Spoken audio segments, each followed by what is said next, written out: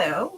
Okay, so looks like I seems like I'm streaming live into my Facebook group, and let's see. Not sure. Share screen. I just want to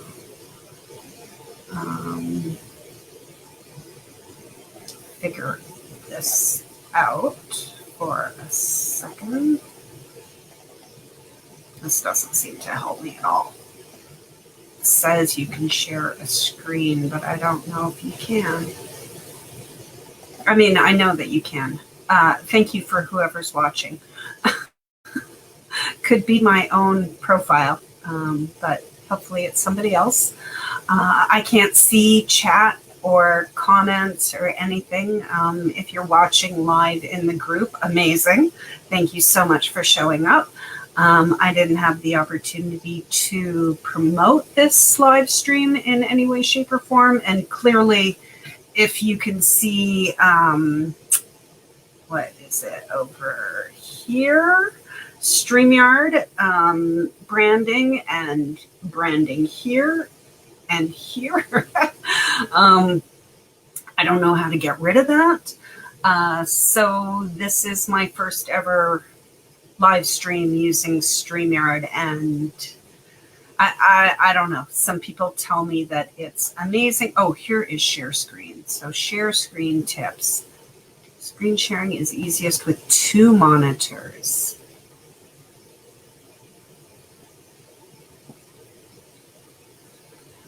Two monitors.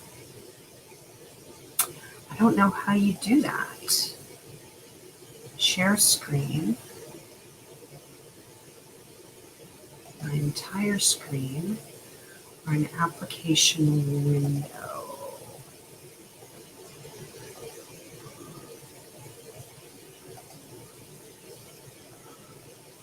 There's the second screen.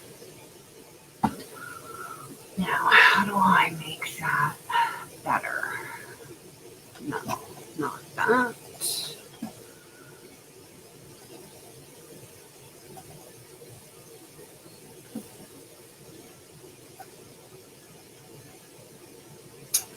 It's the presenter view that I wanted.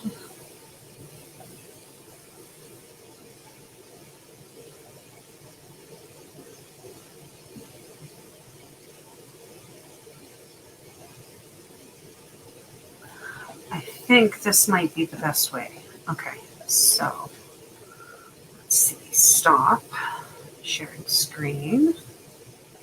Let me see if I can share the new screen just to make sure I can get it to work. Oof, boy, oh boy. Let's hope. Okay, so this is streaming to StreamYard. Okay, so very interesting. And then stop streaming to StreamYard. It should come back to me.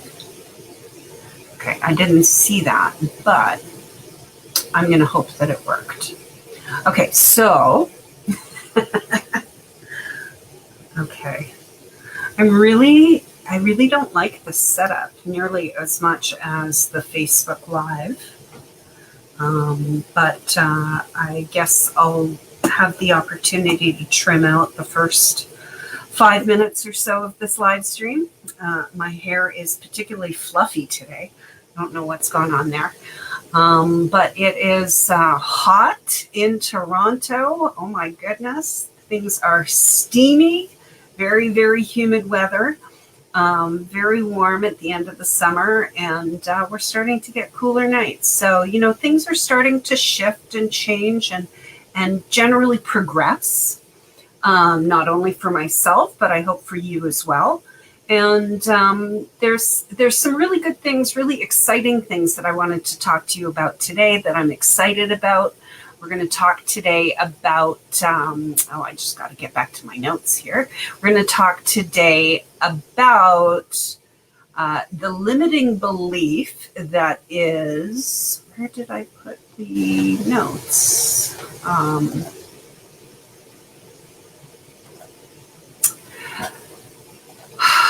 The limiting belief that you might not want to self-publish because you want to traditionally publish, right? Like most people believe that if you want to have a traditional publisher, and if you get a traditional publisher, they're going to do all the marketing and sales and production and everything for you. They basically take the book that you write and produce it into what you imagine.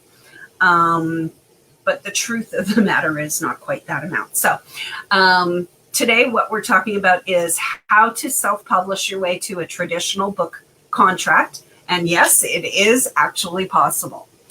The truth of the matter is, like many authors, you might be scared to self-publish for fear that it's going to ruin your chances at a traditional publishing contract. But I'm happy to tell you today, I'm here to tell you today, that the truth of the matter is it's actually quite possible. I will tell you why self-publishing makes a traditional publisher want to republish a new edition of your book, share a few stories from authors who you probably know, and I'll give you a few quick tips today for what to keep your eyes out for on your authoring journey. If what you're hoping for, like many of us, is to someday to snag that publishing contract and an advance that you want for yourself as a book author. So we're actually going to tackle 2 limiting beliefs today. I'm not going to go any longer than normal, still about 45 minutes. So we'll end about 4:50. And here are the 2 limiting beliefs that we're going to tackle today. The first is, I know I want a traditional publisher for my book, and I deserve a traditional publisher for my book. Like, my book is good. It deserves to be published and out there. And so I don't want to take any steps, including self-publishing, that would ruin that opportunity for me. That's number 1. Number 2 is the reason why I want a traditional publishing contract is because once I get that traditional publisher, then I can just go back to writing, or I can go back to my own regular, normal life. And the publisher will do all of the work for me. And that also, both of these are limiting beliefs. One is the second one is that the limiting belief is that you can let yourself off the hook with presenting your book in the best possible quality. And the first is the limiting belief that you moving forward and truly developing and proving and showing yourself and the whole world the value in your book and the value in you as a book author. The truth of the matter is, showing that is the best way to go. So, there might have been a time before I was a book publisher, which started around 2013, when these limiting beliefs were realistic and tangible and relevant fears for book authors, because the truth of the matter is, for a long time, that's how it worked. So today I am going to share with you a few stories of authors who you likely know. They were self-published at the start because that was what was accessible to them. But they got their traditional publishing contracts after self-publishing themselves and showing publishers, instead of telling them or making promises as to what they were going to do in the future, they did it and they showed them. They showed the publishers exactly what type of audience they as an author could build. They wanted a traditional publishing agreement to start with from the beginning, but they realized that they would have more success learning how to produce and promote their books themselves learning and making these decisions for themselves first. So you might think, of course, it's obvious to presume that I'm all about self-publishing, but truly I'm not. It's one of those things where I'm just going to move over to the share screen if I can find it. But the truth is, for most of the most unpublished authors, self-publishing is the fastest and most direct, as well as in control path to get yourself a traditional publishing contract. So I have a couple of stories that I'm going to tell you now about other authors. This is E.L. James, and oh goodness, I lost my notes again. So I have to get myself better prepared for my next Facebook Live. Okay, so this is E.L. James. She is the author, very well known, of 50 Shades of Grey, which was originally published as Twilight fan fiction before she decided to publish it as an ebook and print on demand, which is print book publishing, where you print just one copy at a time. As someone buys it, it gets printed and shipped out to them. In 2011. And the publishing rights for her book, for 50 Shades of Grey, were acquired by Vintage Books in March of 2012. So less than a year later, right? Less than a year after she published 50 Shades of Grey online as Twilight fan fiction.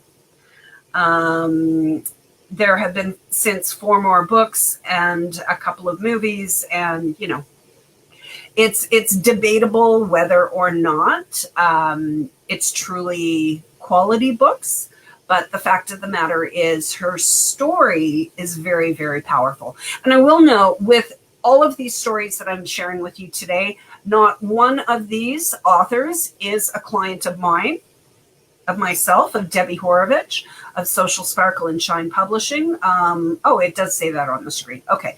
I just wanted to make sure that I wasn't trying to present myself as somebody that I'm not. I have not worked with these authors. But I'm sharing their stories because they're powerful. Now, this is Amanda Hawking. Amanda Hawking is a social worker, or she was a social worker in Minnesota. And in 2010, she uploaded several books and sold a few dozen copies, which is really not that bad. But she published and produced several more manuscripts, and within a few months, she was making enough money to quit her daytime job, right? That's the dream. Later that year, she won a deal with Macmillan Publishers and went on to being a millionaire within a year.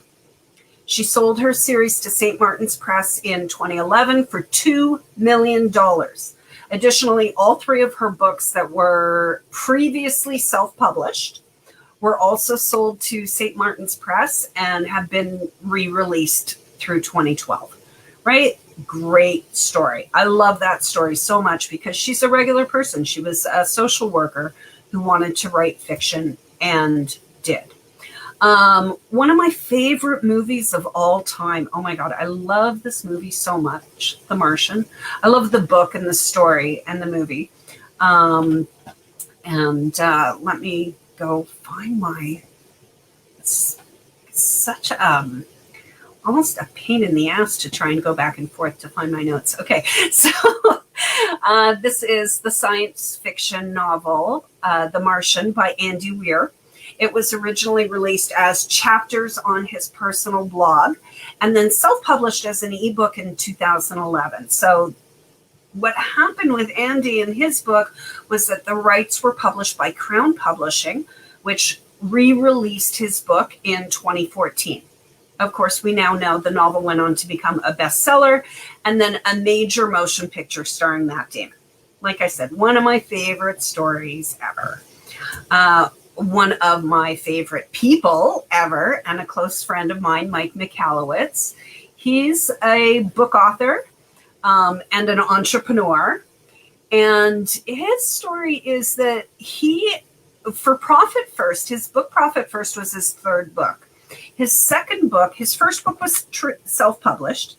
His second book, he was really excited. He won a traditional publishing contract with Penguin.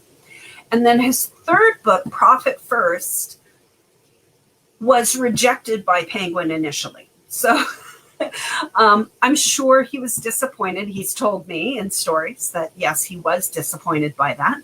But what he did when it was initially rejected by the publisher that he thought would pick it up for him was he created a community of professionals around his book. And he created a community of professionals who were promoting his book for him, and a system for their clients to apply. And after 2 years of growth and promotion of his book, Penguin came back to him and made him an offer to republish his book worldwide. It was republished in February 2017 after initially being published 3 years earlier as a revised and expanded edition. And while he was thrilled 3 years later that he saw the proof, that they saw the proof of his work and what he believed that the book could do.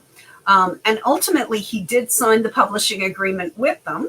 Obviously, it was a good enough deal. They did make the decision to revise the cover design, which, you know, I like this cover design with the blue and green. That's the start and my favorite. And this was what Penguin decided would be a better cover republishing. It's still a great book. In fact, it's expanded and revised, so it's even better. Actually, just took a sip of water and spilled it right down my face. Glad you didn't see that. Right, like it's one of the best examples I know of in my personal sphere of book authors, of someone who wanted a traditional publisher and wasn't able to get there and went self-publishing, right? You're in control, so it works. Next example, so this is Alan Sepinwall, and Alan published his book.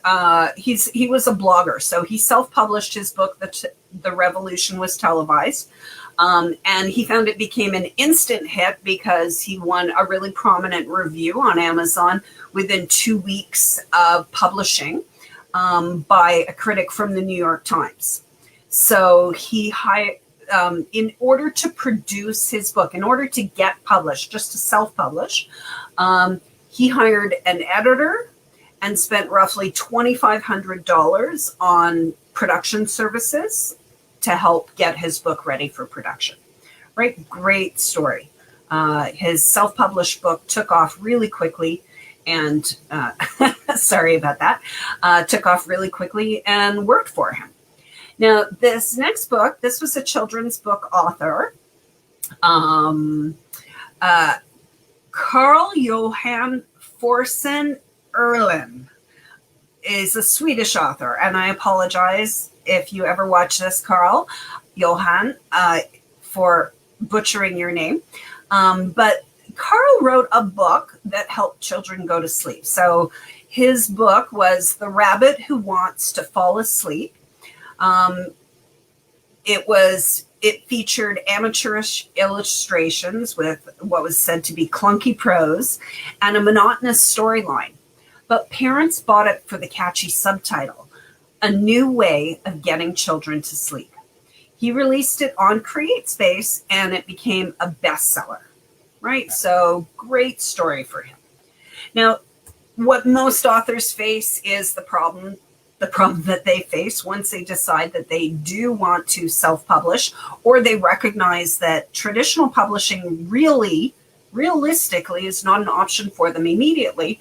What most authors face is that they just don't have the knowledge, the tools, the connection, or the experience to be able to access all of the options available for their book at the time when they're working on it. And because of that, it's really common for authors to hire the wrong editor, the wrong cover designer, or even the wrong coach, and end up losing valuable time and money because they can't access the options that are available to them at the right time and place. Now, some of the things, this is the last slide that I'm going to share with you today, some of the things that you do want to consider in self-publishing. These are the main considerations where you're going to have to spend money or time and effort, or a combination of all three, which is usually the reality. In your writing process, you might want to hire a ghostwriter. You definitely want to hire a proofreader or have advanced reader copies, your ARC team, proofreading your book in advance. You may or may not want to hire an editor, and I'll talk about that a little bit more in a few minutes. You definitely need to hire someone to get your book formats created in different formats for different editions. You'll need your cover designs and images purchased, interior book formatting and layout, book promotion website, retail channels, distribution and availability. Oh, and the advanced reader copy team that I spoke about. Book launch event, a book blog publicity tour for promoting your book, and then various marketing and promotions, right? So lots and lots and lots to consider, lots of things to spend money on, lots of different ways that you can get stuck or make mistakes. And sometimes, it doesn't always work out the way that you hoped. Like, it can be a real nightmare sometimes. But at the same time, as long as you learn from the experience and you continue to move forward, you will gain value from the experiences that are even incredibly frustrating and perhaps costly. You'll gain value from them and you'll move forward. And there is nothing that can happen in the process of publishing your book that determines the outcome other than you. You're the only person. So now let's talk about the real bridge. So here's what is it called, a segue. The big difference is all of the big considerations, all of the things that you have to worry about and consider is recognizing, again, the same as I spoke about this last week, recognizing that you can't do it all alone. You're not going to be able to have your vision of success without giving up ownership and creative control of your book. The fact of the matter is you can get it all done, but you need to hire some people that can help you create that vision of success that you have, right? So let me review for you now the 5 primary ways that self-publishing becomes the easiest and fastest path to securing a traditional publishing agreement. This is interesting. Let's see what's going on here. Okay, so in the 5 primary ways. Okay, so the first way, publishing your book yourself allows you to begin to understand the range of expenses. So that whole list of expenses that I showed you just a couple of minutes ago, every single one of those elements is something that you can do yourself and you can create yourself, or you can decide, I just don't want to even think about that. It doesn't matter to me. Completely your choice. I don't recommend that you disregard any of those elements. I think every single one of those elements is important. But the fact of the matter is, the range of pricing goes from 0 all the way up to, oh my God, I can't believe anyone would pay that amount for it. But there are people who are. And all of those options are available to you for you to make the choice as to what is best for you.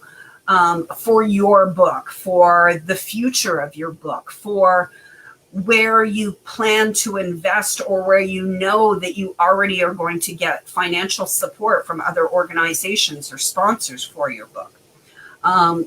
So that's what self-publishing really allows you to know how much it'll cost you to get your book published.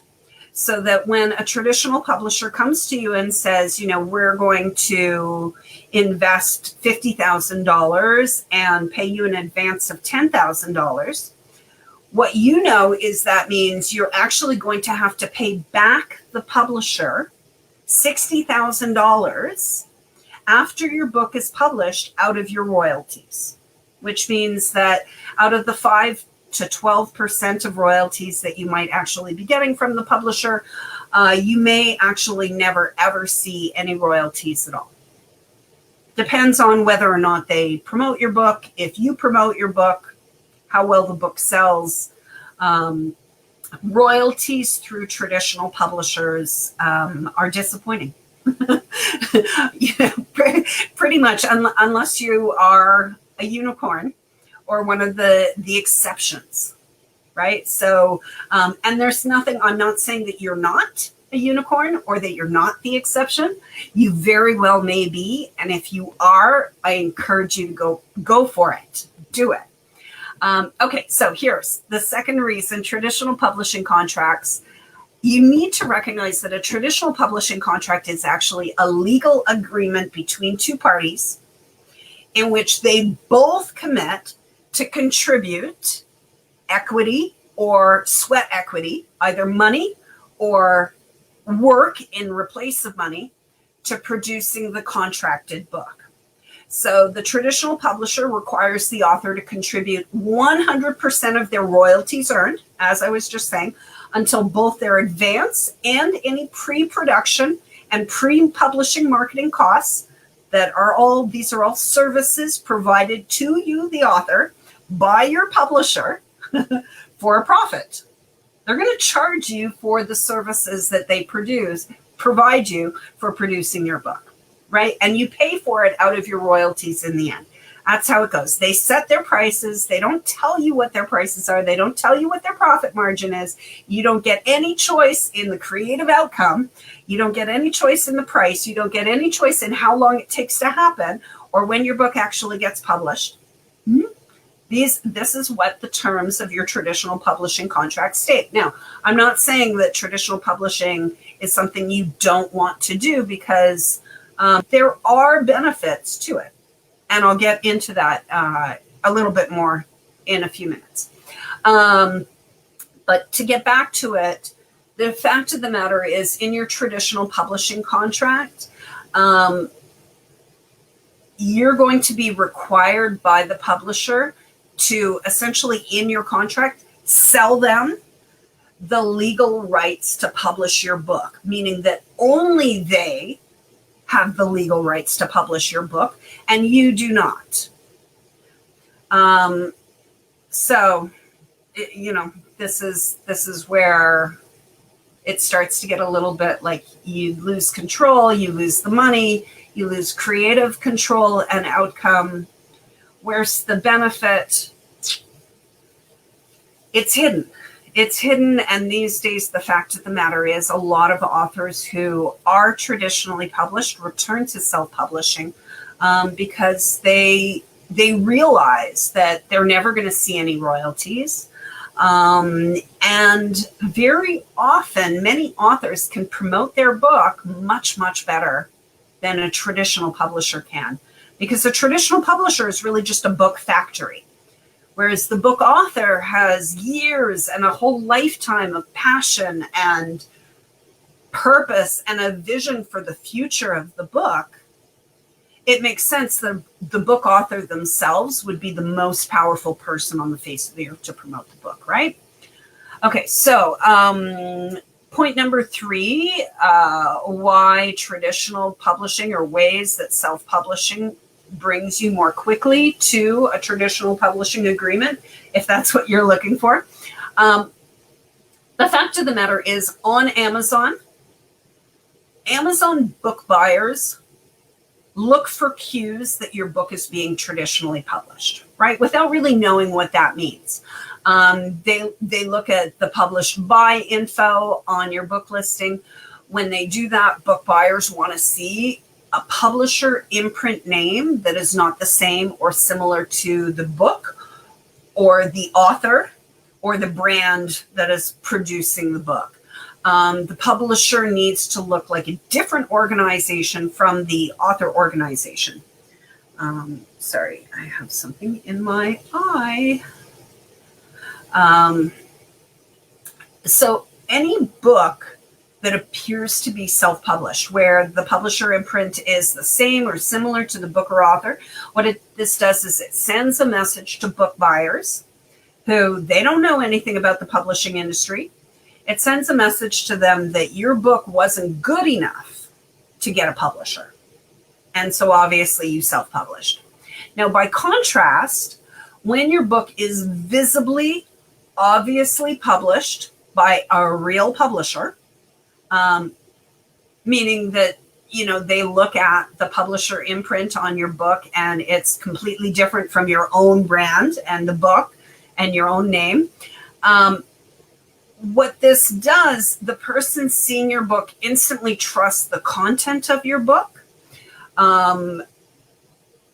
They immediately trust that the content of your book will be that much better, that it will be good, because it obviously was good enough for a traditional publisher, right? So you become a fascinating person. You become an awesome person immediately, because they look at your book and they go, oh my God, a traditional publisher chose them.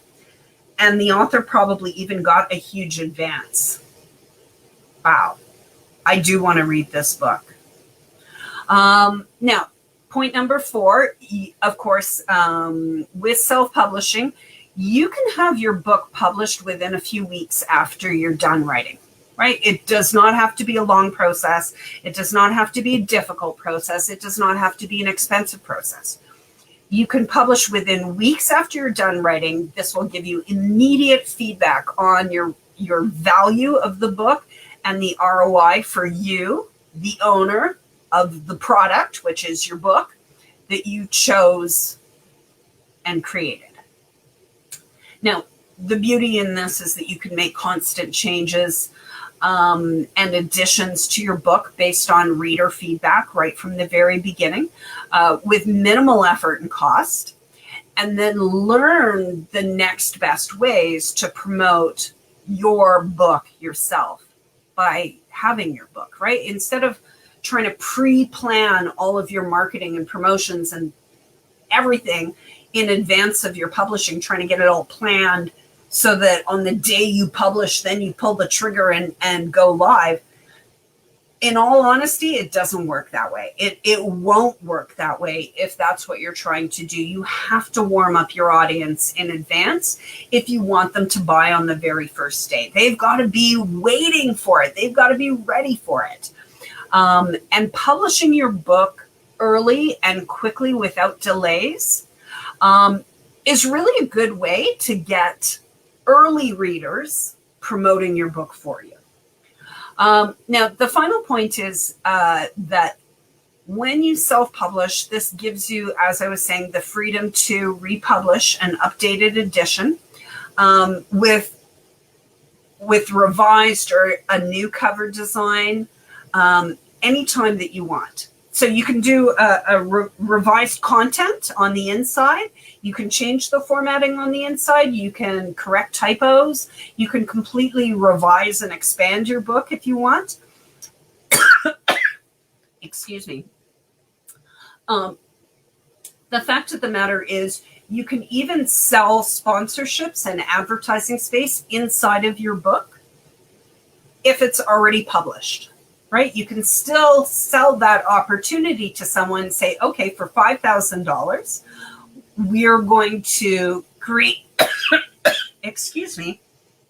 create a custom edition of the book that includes a letter from the CEO at the beginning of the book saying why they're so happy to be providing this book to the world, why they think it's so important, and that they're offering it, at a subsidized discount. Good story, right? But the fact of the matter is you own a product. And your book is literally a media channel where you can sell advertising space. So you can collect revenue from advertisers who want your book to be the vehicle to get them in front of their audience, which is also your audience. They like your audience. So just about done. Now, my own story, I've been publishing books on Amazon since 2013. Around 2012, I didn't even know self-publishing existed. I mean, I knew self-publishing existed, but I thought it was like desktop publishing. I thought you did something on your computer and then you bring the diskette, because my mother did this, you bring the diskette to like a publisher or a printer, and they'll print up 1,000 copies of your book for you. Right? Like that's, you and then you go sell it. But there was nothing, no platform, no retail channel like Amazon that existed. So when I started to realize around 2012, I was interviewing book authors on YouTube, on live stream, because I wanted to find out more about publishing and how people were getting publishing contracts, which I discovered many of them were self-publishing. It was a huge epiphany for me, because then I realized, oh my God, I can publish anything. Like today, in the next 12 hours, I can publish. Because what it means, publishing a book on Amazon at the minimum means you upload 1 page of text in a Word doc and a text-only cover file that is just 1 page. And once you've done that, you become a published book author without any out-of-pocket costs. This was what made me start to want to publish books on Amazon, because I was like, Amazon's giving us a retail channel where they charge you nothing out of pocket, nothing up front, for you to produce whatever you want, good quality, bad quality, whatever you want, put it up for sale on Amazon, on their marketplace. And if it's good, they will actually drive audience to it for you. I was like, that's very good. So obviously, I started uploading files as soon as I could. But I'll tell you, honestly, it was really difficult for me to publish my first book. It took me about 6 weeks.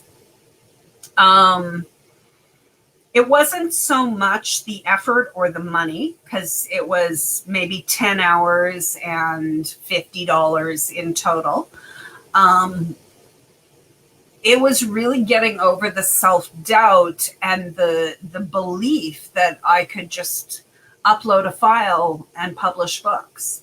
And I had so much self-doubt that I couldn't even publish books under my own name. So my first 2 books, I call them my crash test dummy books, because I uploaded files and I uploaded books that looked like crap, that were crap, that I published. I think I published them under my Social Sparkle and Shine publisher name, but the author name was pen names. Has absolutely no connection with me at all. No connection to the content, no connection. The cover wasn't very good. The content wasn't very good, but they sell. They sell on Amazon. They serve as effective crash test dummy books for me.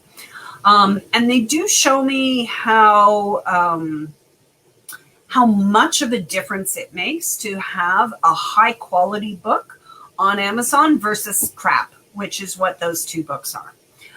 So here's the story, is that around this time, around 2012, at this time, I had the opportunity to interview Guy Kawasaki, who was the evangelist for Google and for Apple in his career, and many times published by traditional publishers. He's a marketing guru. But in 2012, he started to recognize the value of self-publishing. At the same time, I was starting to recognize it. And that authors like himself now have full control over all the creative, financial, and timing elements of their books. And that they can impact their intended audience as least as much as a traditionally published book. So he wrote and self-published his first self-published book that year. It was called APE, A-P-E, author, publisher, entrepreneur. And what Guy realized at the time, what he told me in our interview, was that most authors have a plan A. Plan A is write your book, get a traditional publisher, live happily ever after. That's what they have in their mind when they start the process. But most people end up working on plan B, which is self-publishing, because at some point they realize traditional publishing just is not available to them right now. Where the type of book that they're publishing or where their marketing platform is at the moment, they're just not getting the contract offers that they want. And so what Guy shared with me was that, plan A is the plan that so many people start out with and end up disappointed when they don't succeed. Plan B is self-publishing, but plan C is the most common, realistic, and satisfying approach for most authors, because you self-publish with the full intention and purpose of demonstrating your abilities to be a great book marketer. Once you're done writing, your new job now is to market, promote, and sell your book. So that a traditional publisher will look at your activities, which everything's visible online. They're going to look and see what you're doing, and they will want to purchase the contract for your book because they know you come with it. When they publish your book, you're going to continue marketing and promoting your book published under them, right? That's what they look for. So that plan C is the best way. And it's a great approach because what it does is it gives you the best possible outcomes right now for your book and for your budget. And you learn as you go how to improve, right? It gives you your book. Here, you've got your book, now go market it, right? You're going to be terrible at the start. You're not going to have a whole lot of success, but if you stick with it and you decide that you want to learn or hire other people to help you, you can get everything done. Now, so that's a lot of information. I shared a lot of stories, and I shared a lot of sort of like reasons why you might want to self-publish with the intention and the purpose of becoming traditionally published in the end. It does not harm you in any way, shape, or form to self-publish. What it does is it empowers you. It shows you how valuable your book actually truly is, not just to you, which is good because that means you're not going to accept just any old contract from a publisher, but it shows you the real true value to them, which is you can tell the value to them based on the offer that they make to you. Are they paying you in advance? How much are they going to charge you for services, or how much percentage for how long of your royalties are they going to be taking? So what is going on here? So now today, if you want to start making some decisions, thank you for watching today and sticking with me. Just a couple more minutes. If you want to start making some decisions about your book today, wherever you are in your authoring journey, here's what I want you to focus on with writing and self-publishing your book with the intention of eventually republishing with a traditional publisher, right? So this is the traditionally published cover design. Is a high quality cover, is a simple design that is stunning and appealing to your target audience. It's easy to read at a glance, and the thumbnail size. So the small little size, you want to mock it up on a screen, maybe on the bestseller list on Amazon, in the right category, put your book up there beside it and see, when I glance at these thumbnails of books. Does mine stand out? Can I read it easily? When you have a book that's really easy to read in any format, the cover is easy to read at a glance. What it does is it gives confidence that to the people who are looking at your book, that if the cover appeals to them, the interior will be just as quality good, that it will appeal to them in the exact same way. So you want to be sure that you are buying the rights to use the image with an explicit agreement for future use of that image. And then just don't allow anyone to extort any more money from you for the images after you've purchased them from the photographer. And we can talk about that more in another live stream if that's something that you want to talk about. But you're professionally formatted, the interior design of your book. The other thing that you want to think about is the content and how, even if they don't read it, if they just flip open your book, what are they going to see? So your interior truly needs to be your best message and your clearest communication possible for you at the moment, knowing that you're going to get better with practice, of course, and publishing. So you want to make it your best quality content, clear, to the point, edited by you first, right? You know what you need to say. So make sure you edit it first.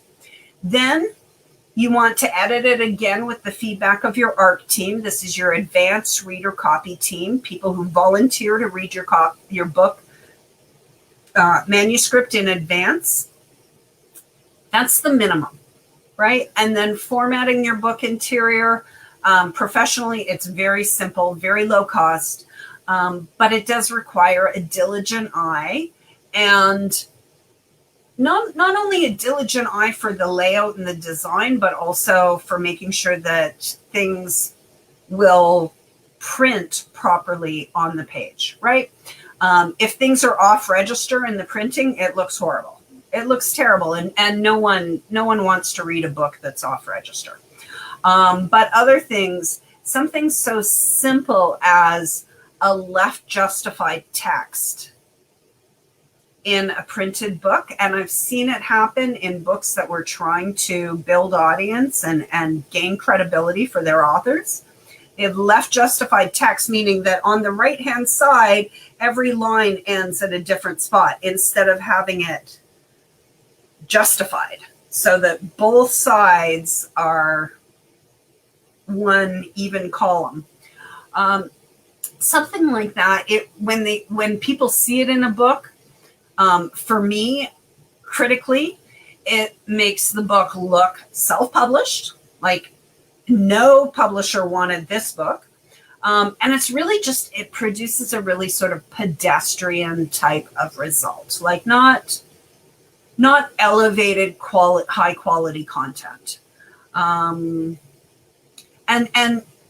when people see that, something like left justified, it greatly, immediately reduces the amount of trust that the reader has that the book content and you will actually be able to help solve their issues, right? It makes no sense because there's absolutely no connection whatsoever, but it's how it works. It's how people are. They do judge books by their cover. They judge books by the interior.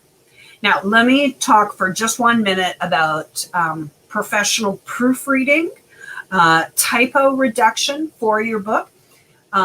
It can be costly or it can be affordable, like everything else. And it can be without transparency, where they won't show you their corrections, or it can be fully guaranteed and money back. My recommendation is that you hire a professional from a trusted organization, someone who has a boss, who cares about their job performance, instead of just anyone who's going to offer to do it for you for some money, for your money.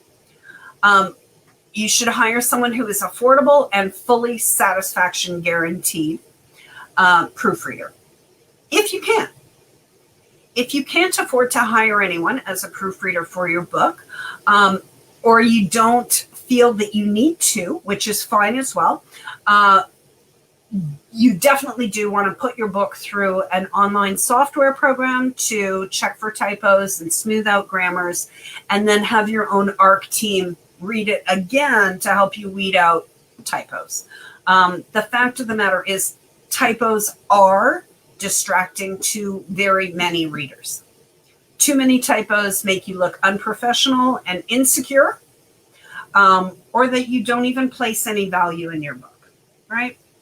Now, on the flip side, there's always two sides to every story. On the flip side, regardless of who you hire, how much you pay them, how long they take, there will most likely be some typos in the first edition of your book. This is just a universal rule. It takes a few months, at least, of book sales to help you identify the most obvious typos that need to be corrected in the next upload, which can happen as soon as you're ready to correct the file and upload it. I recommend usually around 6 months. You do want to also be aware, if this is your first book that you're working on now, you want to be aware of the difference between a professional proofreader and a professional editor, right? Editors will most likely, most of the time, most editors will want to insist on you making significant changes to your book, to your writing style, to the actual story. And the fact of the matter is this sort of behavior may work with traditional publishing contracts where the editor, who is a part of the publisher's team, bullies the author. But the fact of the matter is many authors that I know, they really, really hate this process. They don't like working with an editor, and they don't want to hire any editor on their book who's going to make changes to their writing style. And in all honesty, editors are just giving you their opinion, right? There's a lot of editors out there. Anyone can call themselves an editor and charge you money. And that's why I recommend if you're going to hire an editor, do so with the idea and the belief that it is truly that you're spending money to have someone tear your writing apart to improve it. And you have to expect that. You don't need an editor unless you absolutely want one. Now, thank you so much for tuning in today. I did go just a tiny bit long, about 10 minutes longer than I wanted to, but I'm really excited to announce what I've been working on for quite some time, actually. Came out as an idea about 15 months ago, and then really just came back to the forefront of my consciousness in the last week and a half. This is... And the name has changed, of course, but what I'm working on is a book launch publicity playbook, which it lets you create a solution, a clear game plan, a clear plan for you to follow for producing your book, wherever you are at the moment in your process, so that you always feel like you know the next right steps for you, for your book, to help promote you and get to your end result.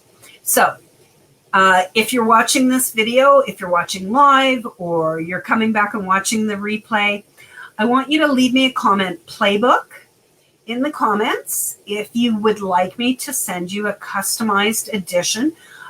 We'll have a couple of questions for you. And your book can be either already published, or it can be not yet published, which is fine as well. And we'll go from there. So screwed up my screens again, sorry. So that's it for today. I don't know if I'm going to be using StreamYard again in the future. This was challenging, but it's always the hardest the very first time. So maybe I will. Anyways, nobody's watching now. That's fine. I don't mind. I haven't let anyone into the group. I'm streaming this into the group. It will get better with time, I promise. The content today was great, but I will, all of my production will get so much better week after week. So thank you everybody for watching. I'm pretty sure I'll be re-recording this at some point to get rid of this StreamYard